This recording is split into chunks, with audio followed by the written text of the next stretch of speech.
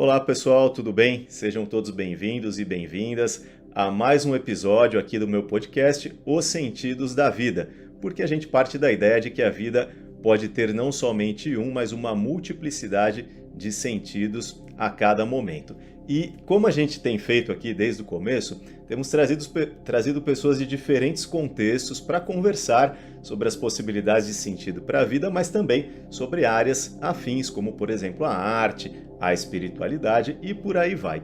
E hoje nós temos aqui uma pessoa que vai falar com a gente bastante sobre espiritualidade, já vou adiantando para vocês. Antes de chamar o nosso convidado, eu quero pedir que você faça a sua inscrição aqui nesse canal, que você ative as notificações, deixe o seu like também. Isso ajuda você a ser avisado sempre que tiver um conteúdo novo como esse, por exemplo, e também a fortalecer aqui o nosso trabalho, na medida em que quando você faz isso, ele é divulgado, ele é recomendado para outras pessoas. Não demora muito, em um segundinho você faz isso e já ajuda bastante aqui o nosso canal. Hoje, pessoal, eu vou já chamar para estar aqui com a gente o nosso convidado, que eu sei que é conhecido de muitos que nos acompanham aqui também, que é o pastor Ed René Kivitz. Seja bem-vindo, pastor Ed. Deixa aqui a sua saudação inicial para o pessoal que nos acompanha. Olá, Alberto. Um prazer muito grande estar aqui com você, com seus seguidores, com seu público interessado nos sentidos diversos da vida. E hoje, especialmente, os sentidos da vida relacionados à questão da espiritualidade, né? É um prazer, uma alegria. Tenho certeza que vai ser um papo muito bom. Estou com boa expectativa da nossa conversa. Muito obrigado por me trazer aí para o nosso papo. Eu que agradeço aí a sua presença mais uma vez. Eu sei que a agenda é bem concorrida aí, agradeço estar aqui com a gente. E vou te apresentar aqui para o pessoal, para aqueles que ainda não te conhecem. Não só com as suas credenciais, não é, como um pastor da Igreja Batista, o pastor titular, não sei se é assim que vocês chamam ali, o pastor sênior na Igreja Batista da Água Branca, o pastor sênior, e também o Ed é escritor, ele é mestre em ciências da religião, mas eu quero apresentar para vocês como alguém que foi o meu pastor por algum tempo. Eu encontrei com ele há algum tempo atrás, pessoalmente, fui participar ali também de um podcast e falei isso para ele, né? Em uma fase onde eu estava ali um pouco desanimado no meu contexto, na minha caminhada religiosa, não conseguia, por N razões, frequentar muito ali a igreja da qual eu fazia parte, eu recorri aos cultos online dele, da IBAB. Depois até fui algumas vezes à IBAB para assistir também e encontrei ali mensagens que foram de fato inspiradoras e me ajudaram bastante na minha jornada. E posteriormente também, já um pouco antes do contexto da pandemia, quando a minha esposa adoeceu e mais uma vez a gente teve que ficar um tempão aí, emendamos com a pandemia sem poder frequentar a igreja e recorremos aí mais uma vez à IBAB como a nossa igreja virtual e fomos pastoreados aí por você e por todo o time. Então eu quero apresentar o Ed para vocês dessa forma também, viu, pessoal? E começar falando desse tema aí da espiritualidade, porque uma coisa que quem acompanha o seu trabalho percebe é que, embora você seja um pastor evangélico, nos moldes talvez mais tradicionais que a gente possa pensar, no pastor que está lá todo domingo pregando para a sua congregação, estudando a Bíblia, mas você em várias ocasiões faz esse esforço em mostrar a espiritualidade contida ali no texto bíblico, não só para quem é um frequentador, um membro da igreja ou uma pessoa adepta, batizada, mas de uma maneira mais ampla. E eu queria que você falasse, logo para começar, um pouco sobre isso, esse seu olhar sobre a Bíblia e sobre a religiosidade cristã como fonte de espiritualidade, mas num contexto mais amplo do que só para aquele que vai lá e frequenta a sua igreja. Muito bom. Primeiro eu quero agradecer a sua bondade de me apresentar da maneira como fez. Eu fico muito feliz da gente ter essa proximidade de contato, embora eu imagino que num momento difícil da sua vida, mas eu fico muito feliz da gente ter essa interlocução aí pastoral, bíblica, enfim. E de fato, Alberto, eu me preocupo sim em traduzir o Evangelho numa perspectiva ampla, humana, partindo do princípio que a espiritualidade não é algo que a pessoa religiosa tem e a pessoa não religiosa não tem. Então, tipo assim, é como se só quem tivesse uma religião ou fosse praticante de uma religião estivesse desenvolvendo a sua espiritualidade. Não, eu penso na espiritualidade de forma muito abrangente, supra-religiosa. A espiritualidade é supra-religiosa. Eu penso na espiritualidade como uma dimensão humana, assim como a corporeidade, como a emocionalidade, a racionalidade. A espiritualidade é uma dimensão humana. O ateu tem espiritualidade, o católico tem espiritualidade, o muçulmano tem espiritualidade, o judeu tem espiritualidade, o agnóstico tem espiritualidade, quer dizer, o papa tem espiritualidade e uma pessoa que não tem nenhuma experiência religiosa tem espiritualidade. Então, a espiritualidade é uma questão, é mais ou menos como se a gente dissesse que só quem foi para a escola tem mente, cérebro e raciocínio, né? Então eu penso primeiro a espiritualidade como uma dimensão humana. E penso no Evangelho, penso no Evangelho de Jesus, eu penso na Bíblia, não como um texto escrito para o religioso. Eu não penso na Bíblia como um texto escrito por religioso. Eu penso na Bíblia e penso no Evangelho como um texto onde o Deus Criador quis se dar a conhecer e quis se revelar. E é nessa perspectiva que eu tento ler a Bíblia, de modo que eu leio a Bíblia para discernir caminhos de humanidade a partir da experiência da fé e do encontro com esse Deus que se revela no texto. Então, ao mesmo tempo em que eu falo para a minha comunidade religiosa todo domingo, eu estou falando para o ser humano, qualquer que seja ele, religioso ou não religioso, porque ou o evangelho faz sentido para o ser humano, ou ele não faz sentido. Se só faz sentido para o religioso, ele fica reduzido na minha perspectiva, entendeu? É assim que eu trato o texto sagrado e a própria revelação do evangelho. E como se supera, ou pelo menos se tenta superar esse desafio, que é você pegar um texto que foi escrito aí por mais de 40 autores diferentes, num período de mais de 1.500 anos, isso a gente sendo aí bem otimistas, né? Algumas pessoas até estendem essa quantidade de autores, essa quantidade de tempo em que ele foi escrito, em um contexto assim, de um outro lado do mundo, com uma outra cultura, uma outra história, e a gente traz isso para os dias de hoje, né? Um exemplo bem simples disso, por exemplo, quando a gente lê lá nos evangelhos, ou mesmo em outras partes, algumas orientações matrimoniais, e o pessoal de hoje em dia fala, poxa, mas como assim? A mulher, então, ela tem que ser quase que uma escrava do marido? É desse jeito? Como que a Bíblia fala uma coisa desse tipo? E por aí vai, né? Eu tô pegando em uma coisa leve, porque tem outros pontos onde as pessoas que criticam essa possibilidade de uma validação do texto bíblico no contexto contemporâneo batem pesado, assim, né? De dizer como isso pode ser relevante hoje em dia. E como que se faz para tentar superar esse desafio? Eu acho que a primeira resposta já está na sua pergunta. A gente tenta. A gente tenta. É um exercício de tentativa constante, permanente. E quando eu digo a gente tenta e é um exercício permanente, constante, isso necessariamente coloca aquele que está com o texto bíblico na mão na condição da humildade, porque uma das coisas que eu acredito que mais atrapalha a leitura do texto bíblico e a interpretação do texto bíblico é a prepotência de se julgar com a única interpretação correta.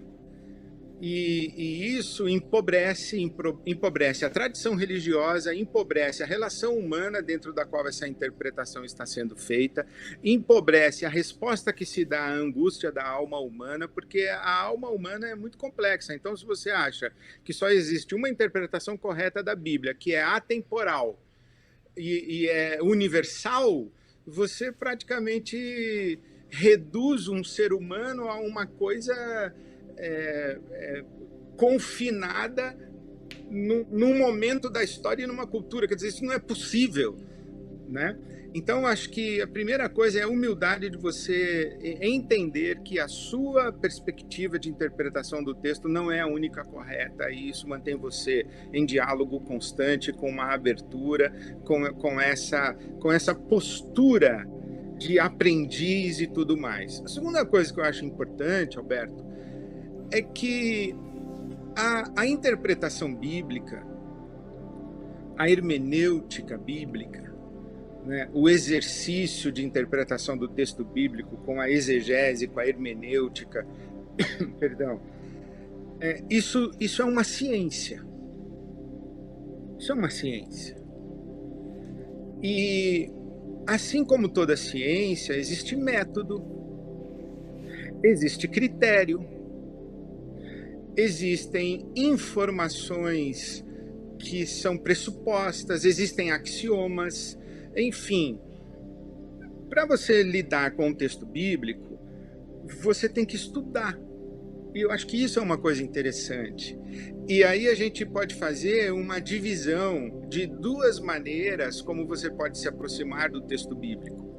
Uma das maneiras é pessoal, particular, que nós podemos até dizer que é devocional, afetiva, da sua experiência espiritual, da sua experiência de fé, daquilo que é inspirador para você, daquilo que traz consolo, daquilo que traz discernimento, daquilo que anima a sua alma e a sua peregrinação humana, mas é sua, é do Alberto.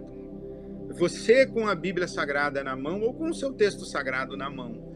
E você tem a sua experiência. Agora, quando você pega essa leitura pessoal, particular, afetiva, até mesmo mística, da sua experiência mística, e você quer transformar isso aqui numa regra para o todo, num padrão coletivo a ser observado, aí a gente tem que entrar numa outra discussão. E é aqui que entra a ciência. É aqui que entra a pesquisa histórica, pesquisa cultural, o sentido das palavras. É aqui que, por exemplo, a gente vai estudar as traduções possíveis. Então, tem esse ditado italiano, né, que traduzir é trair. Por que que o autor escolheu essa tradução? Então, veja, um debate muito interessante que existe hoje sobre a homoafetividade. Há uma discussão se as palavras usadas no texto bíblico significam hoje, 2000 anos depois, numa cultura ocidental, fora do mundo grego, do mundo romano, a mesma coisa que significava lá. E se as pessoas não estão escolhendo palavras contemporâneas para traduzir um termo de 2000 anos atrás, para fazer com que aquilo que foi dito 2000 anos atrás, naquele momento histórico, naquela cultura, naquela situação, queira ser equivalente a um fenômeno que acontece hoje numa cidade como São Paulo, ou num centro como Las Vegas, ou em Londres, ou em Tóquio. Quer dizer, está vendo como não é simples? Então, tem que ter estudo.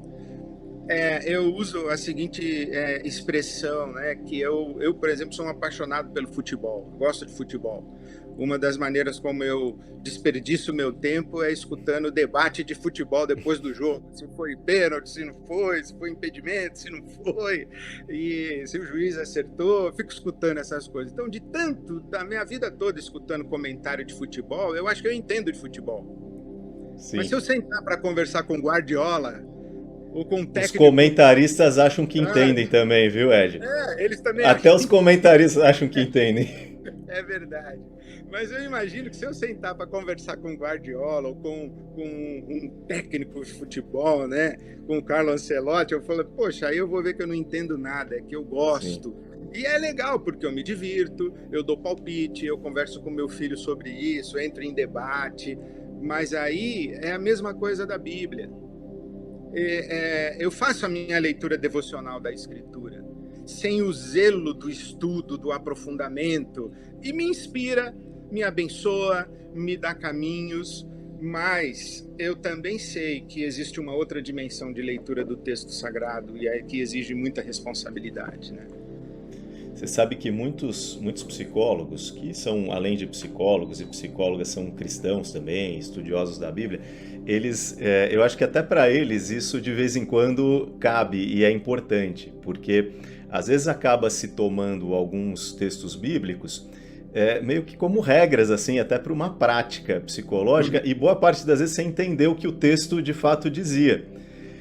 Eu vou te dar dois exemplos bem simples, né? Quando você lê ali, né? Não deixe que o sol se ponha sobre a vossa ira, né?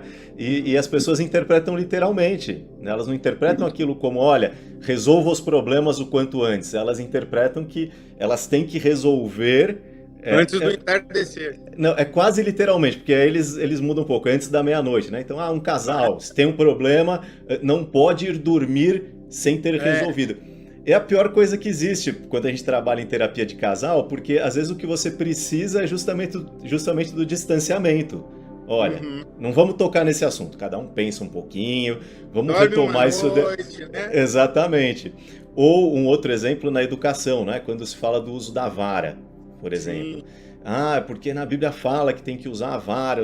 Eu já perdi a conta, assim, de quantas vezes eu tive que conversar sobre isso com psicólogos cristãos, pais cristãos, e dizer, olha, a vara não era um instrumento de violência, era um instrumento de medida naquele contexto. Se media com a vara.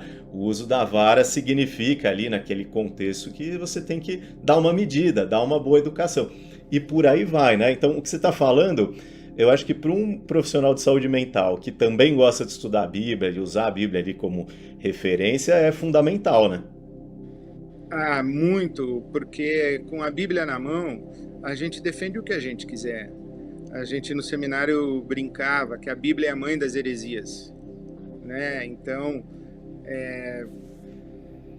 qual é o critério que você vai usar para interpretar a Escritura? Você abre lá o texto bíblico em Levítico e você lê para apedrejar a mulher adúltera, abre em Deuteronômio que você tem que apedrejar a mulher adúltera, ou mesmo você pega todas as regras sanitárias, alimentares, de saúde da Bíblia, para um povo que estava atravessando o deserto, e hoje você transpõe para o mundo contemporâneo, com freezer, com todo o processo de sanitário que existe no tratamento dos alimentos. E, quer dizer, então, essas leituras da Escritura exigem uma postura, Alberto, que eu acho que a mente religiosa, piedosa, simplória, não consegue lidar, que é a constatação de que algumas coisas na Bíblia são datadas e que elas foram adequadas para um tempo, para uma época, que elas estavam restritas àquele contexto histórico. E algumas coisas na Bíblia são perenes, são atemporais. Algumas coisas na Bíblia tratam de comportamentos sociais, relações humanas dentro de ambientes econômicos, políticos, culturais. E outras coisas na Bíblia tratam de uma dimensão eterna e que a gente, entre aspas, poderia usar do mundo espiritual. E são mais perenes do que as outras. Então, todo esse exercício faz com que a leitura da Bíblia seja fascinante. Agora, você lidar com a complexidade da alma humana, os desafios da saúde mental no mundo contemporâneo, um mundo que os autores bíblicos sequer imaginaram que poderia existir, né? Sequer imaginaram um metaverso, sequer imaginaram uma inteligência artificial, sequer imaginaram que uma criança de 3, 4 anos de idade se tornaria uma hábil manuseadora de um smartphone, né? Como é que você vai lidar com isso? E inclusive, veja que interessante, né? Olha como é a nossa prepotência. Nós sequer sabemos quais são os impactos, as implicações e as consequências do uso da internet e do ambiente virtual, dos games, de toda essa inserção da infância e da adolescência no mundo digital. A gente não sabe o que vai acontecer. Sim. As mutações no cérebro, as sinapses, as alterações químicas do cérebro, os padrões de raciocínio, os modelos de aprendizagem, a plasticidade do cérebro, como é que isso está sendo afetado. A gente ainda não sabe. Como é que nós podemos pegar um texto que foi escrito 2.000 anos, 4.000 anos antes de nós, por autores que sequer imaginavam essa realidade, e acreditar que esse texto normatiza essa conduta? Não é razoável. Sim. E aí você vai dizer assim, então você está dizendo que a Bíblia é ultrapassada? Você está dizendo que a religião não tem o que dizer? Não, jamais eu diria algo assim. O que eu estou dizendo é que a Bíblia oferece mais do que determinações para situações específicas, ela oferece uma moldura, ou como você disse, uma medida, dentro da qual as situações específicas devem ser tratadas de acordo com a sua época, com o seu tempo, com a sua cultura, com a sua sociedade, com a complexidade do seu momento, né? Eu acho que isso que implica a beleza de um texto sagrado, que faz com que ele seja perene, né? Agora, ao mesmo tempo, né, as interpretações, vamos dizer assim, mais consensuais desses textos por determinados grupos, elas vão embasando as diferentes denominações ou religiões, como a gente gosta de dizer. E as religiões, uma vez que elas se adequam ali a uma determinada interpretação comum, que a gente vai chamar de uma doutrina ou de um dogma, ela tende a tentar apreender todos aqueles que fazem parte dentro daquele modelo, né? Vamos dizer aí mais ou menos na linha daquilo que o Rubem Alves fala quando ele fala das gaiolas, né? Que Deus deu asas ao ser humano, mas as religiões criam gaiolas. E às vezes é difícil olhar para o lado, se tem um lado positivo nisso, né? Como a gente pode pensar numa prática religiosa, vamos dizer assim, numa espiritualidade, essa que você falou na essência do ser humano, que se adequa a uma prática religiosa, né? Essa pessoa que quer vivenciar isso dentro de uma religião, mas sem que isso sirva como fonte de opressão para ela. Eu acho que nós podemos fazer alguns paralelos de como nós, seres humanos, somos educados e desenvolvemos as nossas aprendizagens e como nós caminhamos de uma absoluta dependência a uma desejada autonomia. Então, o andador, onde você coloca a criança ali, talvez seja útil no momento, né? Eu, por exemplo, vi a minha neta, que hoje tem 4 anos, ela nunca usou andador, mas ela aprendeu a andar. E ela aprendeu a andar e ela se escorava em algumas coisas. E a gente ficava perto dela para dar a mãozinha e depois a gente soltava e ver até onde ela ia. Quer dizer, foi experimentando, mas a gente cercou de cuidados ali, deixando com que ela desenvolvesse essa autonomia o máximo possível. Quer dizer, o mínimo de muleta em volta, né? Para que ela desenvolvesse a sua autonomia. A religião, me parece, funciona como isso que eu estou chamando de muleta. É como o despertador que faz você acordar, até que o seu organismo internalizou o hábito. Aí você não precisa mais de despertador, e quando você está de férias, você acorda no horário do tempo em que você está trabalhando e fala, pô, estou de férias, vou dormir mais um pouco. Aí quando você volta de férias, você já perdeu o hábito, você tem que pôr o despertador de novo para acordar na hora. E aí depois você internaliza o hábito de novo. Se a gente fizer esse paralelo, né, eu não estou dizendo que a religião é uma muleta, estou fazendo um paralelo, estou construindo uma linguagem aqui metafórica. Se a gente fizer esse paralelo, você vê o seguinte, que a Bíblia Sagrada, ela transita entre a ordem da natureza e a ordem da eternidade. O tempo inteiro. O que eu chamo de ordem da natureza é aquilo que tem medida. A ordem da eternidade não tem medida. Então, exemplo, dízimo. 10% do seu salário você dedica a doar aos pobres, ou a doar na igreja, ou a sustentar o seu culto e a fazer a solidariedade para com o órfão, a viúva e o estrangeiro. 10%. Tem medida. é da ordem da natureza. Generosidade não tem medida. Solidariedade não tem medida. Compaixão não tem medida. Misericórdia não tem medida. Então, você ensina o que não tem medida usando aquilo que tem medida. Você usa a regra para criar o hábito, para internalizar o valor. Então, enquanto você está usando uma regra para internalizar um valor, ok. Quando você usa a regra para como um fim em si mesmo, aí você está escravizando. Então, exemplo, onde está Deus? Onde você pode invocar o nome de Deus? A Bíblia Sagrada diz que Deus não habita em templos feitos por mãos humanas. A Bíblia Sagrada diz que a terra é o estrado onde Deus coloca seus pés, porque todo o universo é um templo divino. Né? A Bíblia Sagrada diz que o próprio ser humano é o templo do Espírito Santo. Isso dá ideias de que Deus não é confinável. Mas veja que no Velho Testamento a glória de Deus se manifestava no tabernáculo, depois a glória de Deus se manifestava no templo de Jerusalém. Quer dizer, você usa aquilo que tem medida para ensinar o que não tem medida. Depois que você aprendeu e internalizou, discerniu, adulteceu para conviver com o que não tem medida, você abandona o que tem medida. Por isso que quando você tem filho pequeno ou adolescente, você diz, quero você 11 horas em casa. Quero você 10 horas em casa. Tem medida.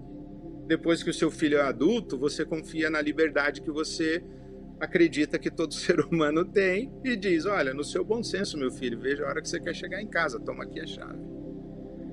Então, a religião funciona como os recursos do mundo da medida para ensinar o ser humano a viver no horizonte sem medida da espiritualidade e da liberdade.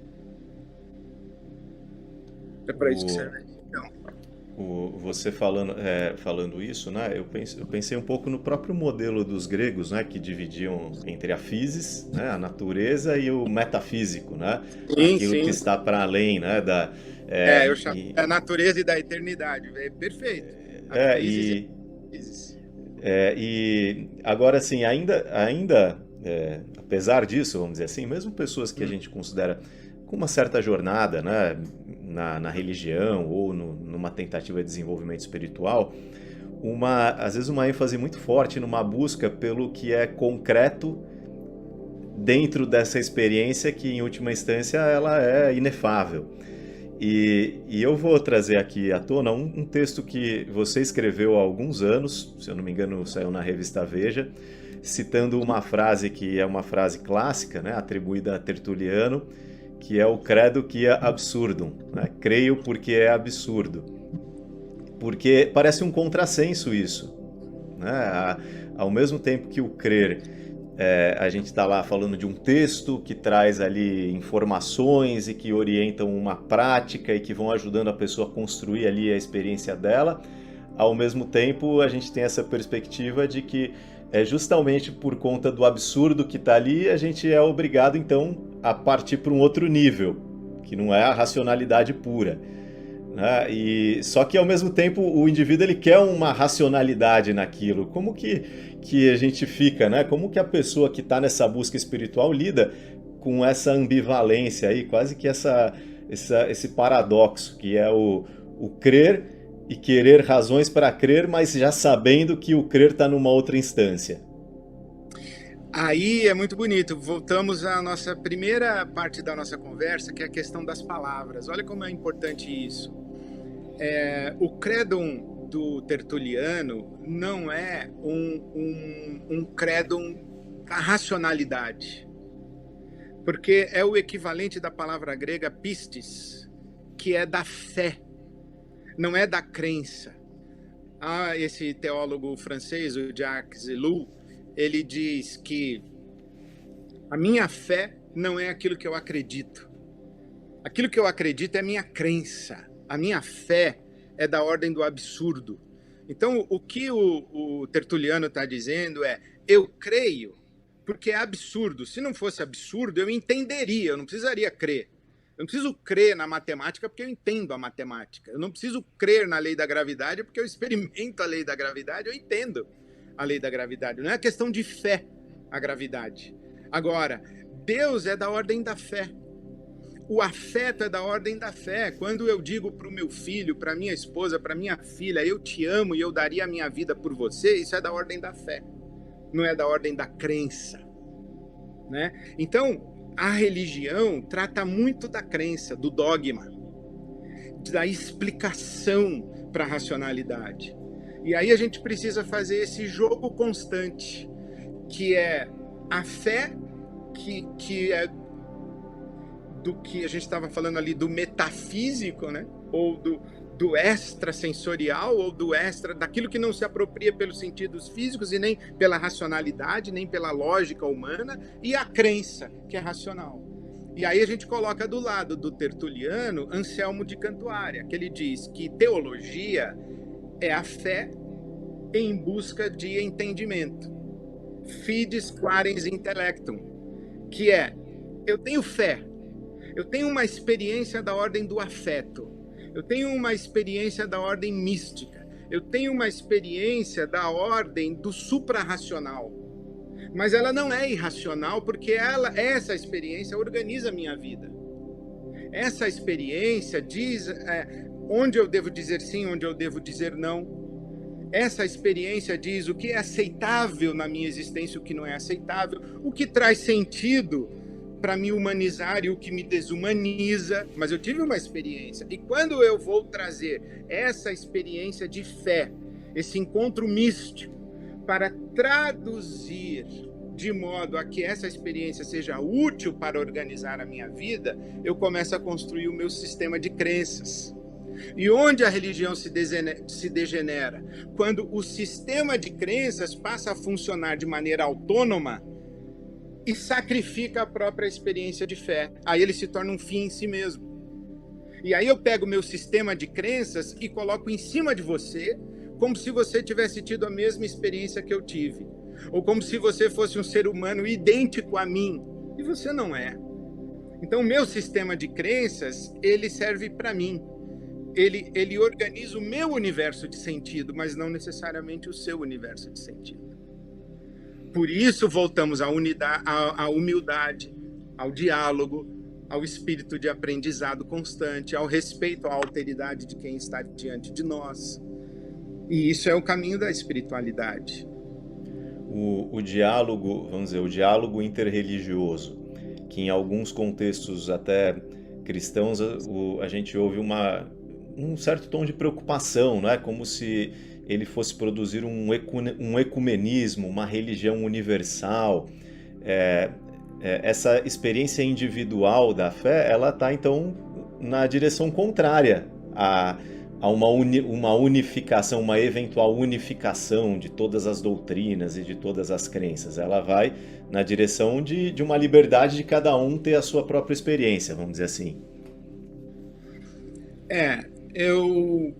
Nas ciências da religião, a gente faz uma distinção entre o ecumenismo e o diálogo interreligioso. O ecumenismo acontece dentro das tradições cristãs. Então, por exemplo, eu que sou um pastor protestante e evangélico batista e um católico apostólico romano, nós temos uma relação ecumênica, porque nós dois somos cristãos. Agora, eu como cristão e um muçulmano islâmico, né, ou um budista, nós temos diálogo interreligioso. E isso é muito interessante, a gente reconhecer que a religião, como sistema de crenças e sistema de sentido, todo sistema tem que ter uma lógica interna. E cada sistema de sentido tem a sua lógica interna, e a gente precisa ter muito cuidado quando tenta impor uma lógica de um sistema de sentido dentro de outro sistema. Não combina. Aí é que precisa ter diálogo interreligioso. Nós não estamos falando necessariamente da mesma coisa. É como você querer jogar futebol com a regra do basquete, ou como você querer interpretar uma fórmula científica com literatura ou como hermenêutica de poesia, entendeu? Quer dizer, são sistemas diferentes. E aí sim o diálogo interreligioso. E aí também, Alberto, que eu penso que a beleza da experiência religiosa e da peregrinação espiritual religiosa é que ela acontece na dinâmica da existência humana à medida em que as pessoas vão se dando conta de que os seus sistemas de sentido vão deixando de fazer sentido, vão entrando em colapso.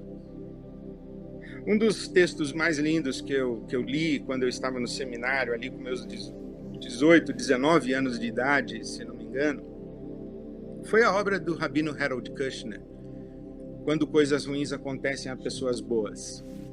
E ele teve um filho chamado Aaron, que teve uma doença que é o envelhecimento precoce. Ele faleceu com 14 anos de idade, mas com uma aparência de um homem idoso. E o Harold Kushner, ele testemunha nesse livro que ele, como rabino, ensinou um monte de coisa. Mas quando ele teve um filho com essa enfermidade, ele falou: o meu filho morrer, a perda do meu filho e a experiência que eu tive com o meu filho me obrigou a ressignificar todo o meu sistema de sentido. Ele continuou rabino, ele continuou judeu, mas aquele sistema de crenças colapsou diante de uma nova experiência humana. E isso eu acho que exige muito respeito para a gente lidar com as pessoas. Por isso é que o diálogo interreligioso e a relação humana respeitosa deve levar em consideração que uma pessoa que está equilibrada no seu sistema de crenças, enquanto ela não se deu conta de que ele está entrando em colapso, enquanto ela não está sofrendo, enquanto ela não está assimilando perdas, enquanto ela não está em agonia de alma, você querer enfiar para ela um outro sistema de sentido, isso é um ato de violência.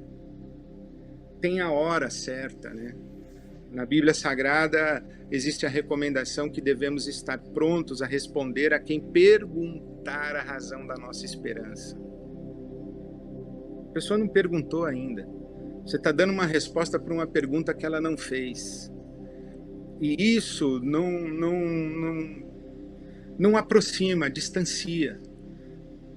Então, eu acho que a Bíblia é muito sábia na maneira como vai nos ensinando a lidar com essa liberdade que você disse aí, que cada um tem com a sua fé e sua crença. A gente teve, acho que no meio evangélico principalmente, talvez católico também, brasileiro, vamos dizer assim, em muitos livros dos anos 50, 60, até 70, parece que uma ênfase muito forte de alguns autores, teólogos, justamente nessa direção que você falou, de uma tentativa de convencimento, né? Muitos apologetas assim se tornaram figuras importantes nos meios evangélicos, católicos, eles tinham aqueles debates, etc. Você vê isso mudando hoje em dia? Vamos falar nem tão longe assim, falando de outras denominações, de outras religiões não cristãs, mas dentro do cristianismo, você vê um espírito de concordância maior hoje da parte dos diferentes fiéis? Sim e não, Alberto. Eu acho que a religião cristã ela tem índole de conquista proselitista, né? Então é voz corrente que Jesus deixou para os seus discípulos uma missão. Então, se eu tenho uma missão que o meu Senhor e Mestre me deu, eu tenho que cumprir. Eu tenho uma tarefa. Eu tenho que realizar essa tarefa. É daí que vem a índole proselitista da tradição cristã, de conquista, onde o catolicismo se expandiu dentro de uma perspectiva da catequese, né? Da doutrinação. É aí que vem a própria experiência das cruzadas, que nós vamos enfrentar outras tradições religiosas e vamos subjugar culturas, nós vamos subjugar tradições, nós vamos conquistar territórios e povos, e, se necessário, com a força militar de um Estado cristão, né? Essa mentalidade. Atualmente, entretanto, há muitos estudos que estão trabalhando uma perspectiva que é chamada de decolonial. Uma presença cristã no mundo que não seja colonizadora, né? Inclusive, estamos falando e nos abrindo para perspectivas de entendimento de que o cristianismo ocidental é um cristianismo europeu. O cristianismo que nós conhecemos, por exemplo, no Brasil, ele é um cristianismo que sai da Palestina de Jesus, vai para a Ásia, onde hoje é a Turquia, da Ásia vai para a Europa, Roma, Espanha, né? Vai para a Itália, vai para a Espanha com o apóstolo Paulo, vai para a Europa, se estabelece na Europa, da Europa com os movimentos avivalistas da Inglaterra, por exemplo, vai para os Estados Unidos da América do Norte, e dos Estados Unidos da América do Norte vem para a América do Sul e para o Brasil. E o cristianismo católico sai da Espanha e de Portugal para uma ação colonizadora da América do Sul, né? Então, o cristianismo que nós conhecemos é um cristianismo europeu, mas não existe só o cristianismo que se europeizou. Existe um cristianismo na África, existe um cristianismo no Oriente, existe um cristianismo na Rússia, um outro cristianismo, né? O cristianismo na África, por exemplo, dos 3, 4 primeiros séculos da era cristã, antes da conversão de Constantino, ali é uma tradição muito rica.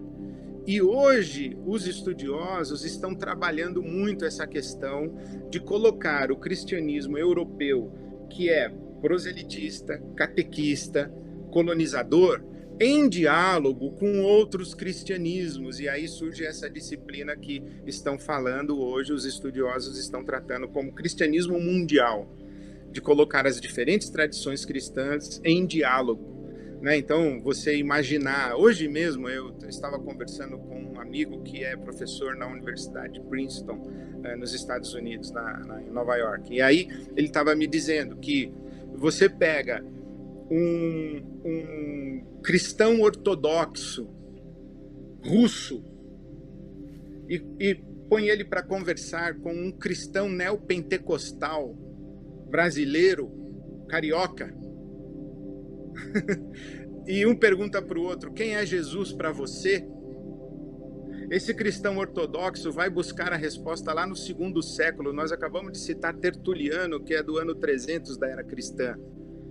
O cristão ortodoxo vai buscar quem é Jesus lá no 2º século. O cristão neopentecostal carioca, ele vai dizer: Jesus é o cara que apareceu para mim no sonho a semana passada.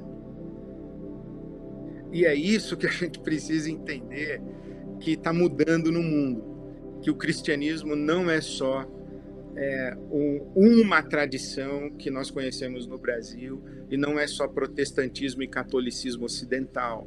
O cristianismo é muito diverso, graças a Deus, né? E você está tocando aí nesses aspectos, né? E acho que isso volta um pouco para a questão da relevância, vamos dizer assim, né? Da maneira como a gente tenta trazer uma leitura atual para uma mensagem tão antiga, de maneira que essa mensagem não perca a sua relevância. Uhum. Você acha que é exagero a gente dizer que em certos discursos que a gente ouve a partir de religiosos no Brasil, esses discursos para certas camadas da população, eles tornaram o cristianismo irrelevante e, às vezes, em alguns casos, até uma ameaça? Eu acho, Alberto, que nós tivemos um movimento anti-vacina no mundo. Nós tivemos nos Estados Unidos, em pleno século XXI, e no Brasil, na Europa, gente que era contra tomar vacina no período da pandemia. Então a pergunta equivalente seria: será que essas pessoas tornaram a ciência irrelevante? Né? Então, existe sim uma forma de tratar a ciência que faz com que a ciência seja uma ameaça. E faz com que a forma com que a ciência está sendo tratada, ou as crenças ao redor do saber científico, elas podem ser manipuladas de maneira a fazer com que a má utilização da ciência seja danosa. Mas não é a ciência em si.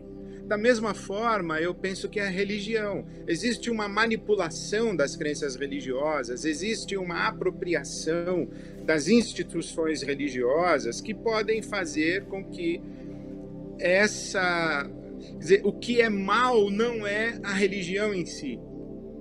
É a manipulação das crenças religiosas e a instrumentalização das instituições religiosas e das figuras religiosas, etc. Então, por exemplo, a gente no Brasil passa por um tempo de demonização da política e do Estado. Né? Mas se não tem política, não tem Estado, não tem imposto, não tem SUS. Quer dizer, nós não temos o benefício de um sistema único de saúde que qualquer pessoa no território brasileiro receberá atendimento médico por causa do SUS. E não existiria SUS sem política, sem imposto, sem governo e tal. Então não é a política que é ruim. Então é isso que eu queria dizer. Eu acredito que o problema do mundo, inclusive, não é a religião, é o fanatismo religioso. Eu não sou um crítico da religião, eu sou um crítico do fanático. Né? O meu inimigo, digamos assim, é o fanático, é o fundamentalismo. O fundamentalismo é que é prejudicial. E sim, respondendo mais objetivamente e claramente a sua pergunta, para não fugir da sua pergunta, sim, eu acho que nós vivemos um período no nosso país em que há um segmento considerável identificado como evangélico que faz uma má utilização da religião. Quando faz uma má utilização da religião? Quando tenta impor a religião top-down, quando tenta fazer com que o Estado e o governo sejam instrumentalizados em benefício de uma agenda religiosa, quando tentam transformar objeto de fé em política pública, quando tentam impor a moral religiosa sobre pessoas que não são religiosas, né? Eu digo o seguinte, que a cidadania, Alberto, é uma condição. A religião é uma opção. Então, eu nasci no território brasileiro, fui registrado antes de aprender a andar, antes de aprender a falar, antes de saber que eu pensava. Eu recebi um nome e uma nacionalidade e fui reconhecido como existente pelo Estado brasileiro quando o meu pai e a minha mãe me registraram no cartório e eu tenho uma certidão de nascimento. Então eu sou brasileiro, essa é a minha condição, eu sou um cidadão brasileiro, essa é a minha condição. Agora, eu sou cristão evangélico, batista, por opção. Então eu não posso pegar aquilo que é da ordem da opção, que é a minha experiência religiosa, e impor sobre a ordem da condição. Por isso é que a gente defende um Estado laico, por isso que a gente defende a isonomia entre as tradições religiosas, a liberdade de consciência, a liberdade de crença, a liberdade de fé, inclusive a liberdade de não ter fé. A gente defende. Você falou do fanatismo, né? E é interessante porque o Viktor Frankl ele considera o fanatismo como uma das expressões de uma neurose coletiva. Ele vai dizer. E que, em partes, né, é decorrente do vazio existencial, né, da incapacidade de se encontrar um sentido para a vida. É quase como que se fosse mas não do modelo mais tradicional que a gente vê na logoterapia, daquela pessoa que tem aquele sentimento de vazio, que ela não sabe, mas do contrário, de alguém que encontrou uma fonte de sentido que, segundo Frankl, não é autêntica, porque ela não promove a autotranscendência da existência humana, e que se torna um hipersentido. e Hum, um hipersentido que cega a pessoa para outras possibilidades, né? E ela acaba caindo no fanatismo enquanto uma posição assim patológica mesmo, né? Por e outro ela lado, perde a ele autonomia, né? perde autonomia totalmente. Uhum. E por outro lado, ele apresenta, né, tem um olhar até diferente de outras tradições na psicologia. Ele é um dos primeiros a lançar um olhar positivo para a religião enquanto uma possibilidade, algo que traz uma possibilidade de sentido para a vida, para uma pessoa. E nas suas mensagens, é comum você, em algumas situações, citar o Viktor Frankl. É, a gente sabe que você é leitor, né, do Viktor Frankl, mas não somente dele, de outros autores que também estão nesse campo aí, como é o caso do Paul Tournier. E eu queria que você falasse um pouquinho disso agora, né, na posição de um teólogo, de alguém que está trazendo essas mensagens baseadas na Bíblia. A importância de se estudar esses autores e como eles contribuem para você entender melhor a natureza humana e, inclusive, fazer vamos dizer, essa tentativa de tradução do que é o cristianismo de uma forma relevante no contexto atual.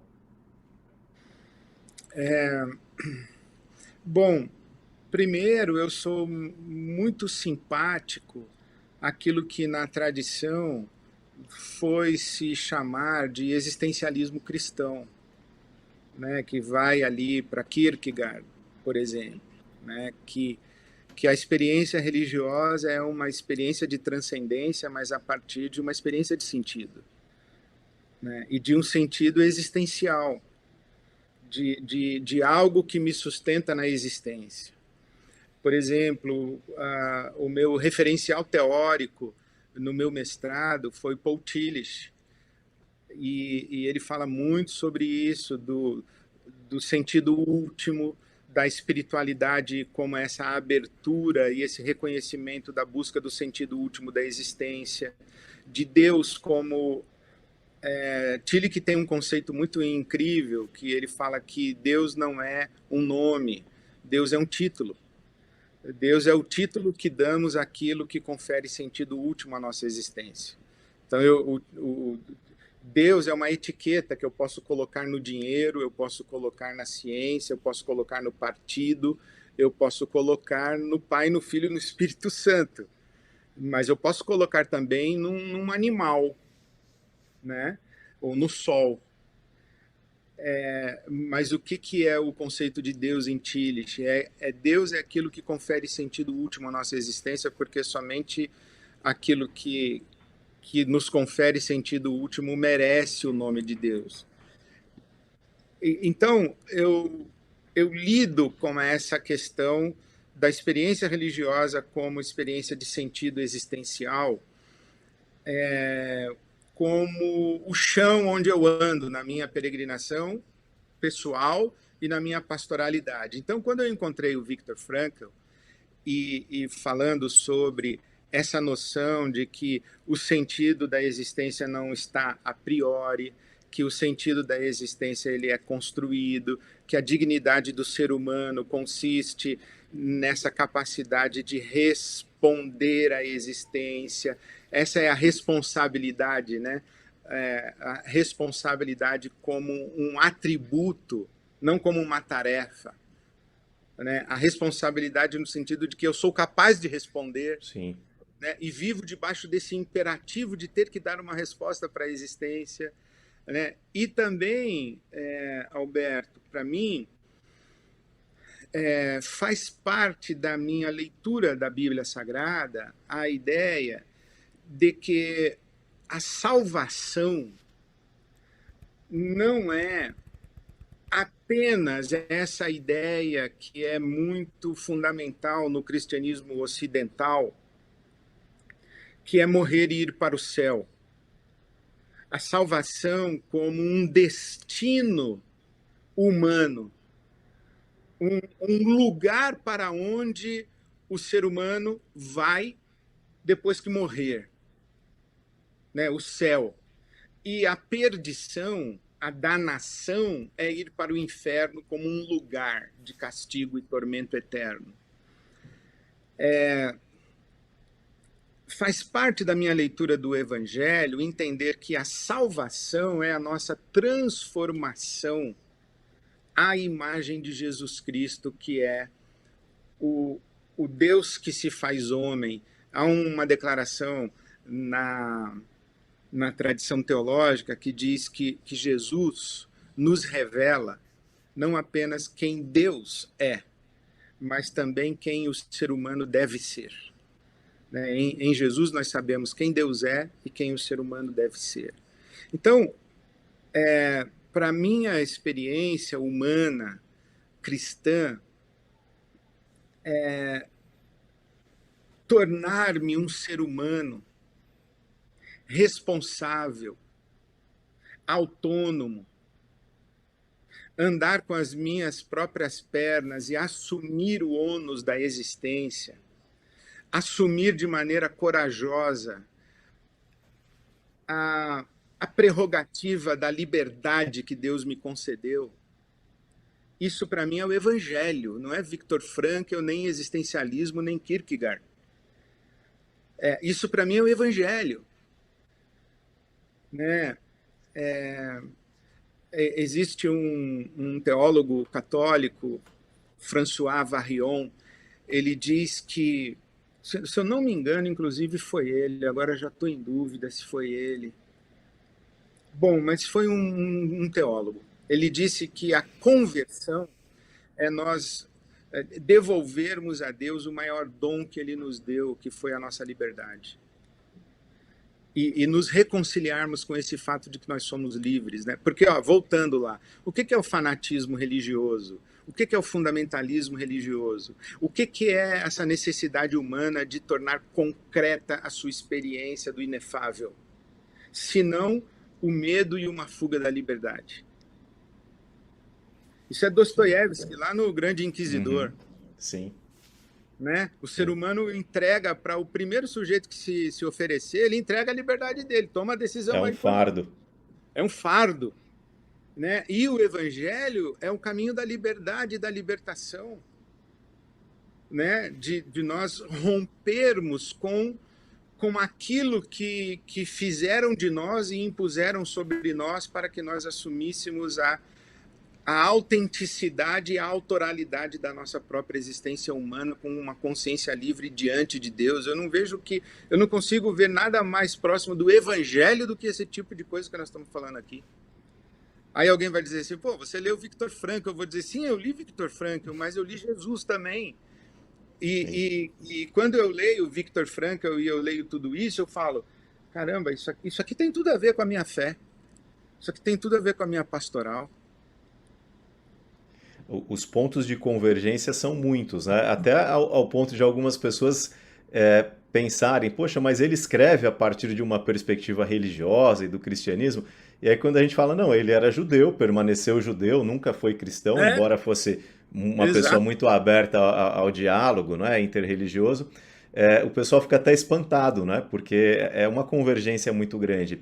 Já o Paul Tournier, ele faz uma crítica, né, do cristianismo, do próprio cristianismo, vamos dizer assim, ele sendo um cristão, né? E já emendando com isso, e para a gente entrar no final da nossa conversa, eu queria que você colocasse se você vê hoje no meio cristão, no meio evangélico, uma abertura maior para esses assuntos. Se as pessoas estão mais conscientes de que a psicologia é uma ferramenta útil também, tem recorrido mais aos profissionais dessa área, aceitado a psicologia como um recurso complementar, mesmo num contexto religioso. Eu queria, para a gente finalizar aqui o nosso papo, entrar agora nesse último tópico.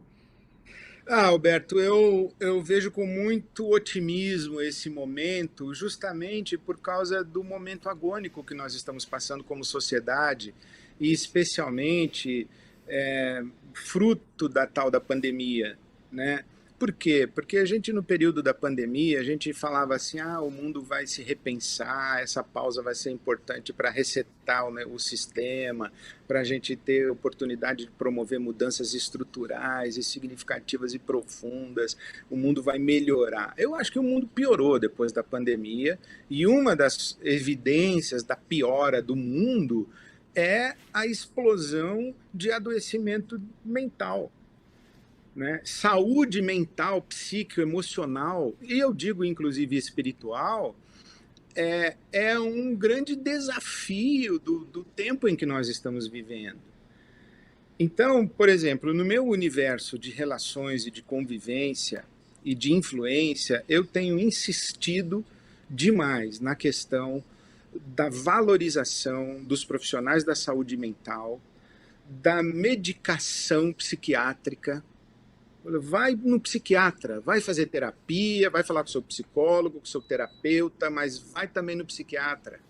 Vê se você não precisa de medicação. Não é pecado, não é falta de fé, não é trair a Deus e a sua espiritualidade você buscar apoio médico para a sua saúde mental. Eu digo, eu tomo remédio, eu faço terapia, fico falando de púlpito para as pessoas falarem assim, poxa, se o nosso pastor faz, eu acho que eu também posso fazer. Eu tento influenciar dessa maneira. Mas eu tenho também percebido, Alberto, que essa questão da saúde mental está tão grave que uma pessoa, mesmo num ambiente religioso, em que existe um fechamento, uma certa ignorância e um preconceito para com esse cuidado da saúde psicomental, emocional, espiritual, essa pessoa, mesmo num ambiente religioso fechado, ela convive no ambiente profissional. Ela está vendo acontecer em volta dela. Ela está vendo o alcoolismo aumentando, a violência doméstica aumentando, o absenteísmo aumentando, o desemprego aumentando. Ela está vendo o que está acontecendo aqui nessa realidade e ela também está assistindo como que a sociedade está se mobilizando para os processos de ajuda, de cuidado, né? E eu acho que essa influência do que está acontecendo na sociedade acaba penetrando mesmo os ambientes fechados, religiosos mais fechados. Então, eu acredito que há uma abertura. Se não há uma abertura por esclarecimento e consciência, há uma abertura por necessidade. Por necessidade, porque é uma tolice conviver com sofrimento evitável. Frankl diz que o sofrimento que a gente busca não é heroísmo, é masoquismo. Exato, exato. O sofrimento que a gente não tem como evitar, a gente usa como ambiente de autotransformação.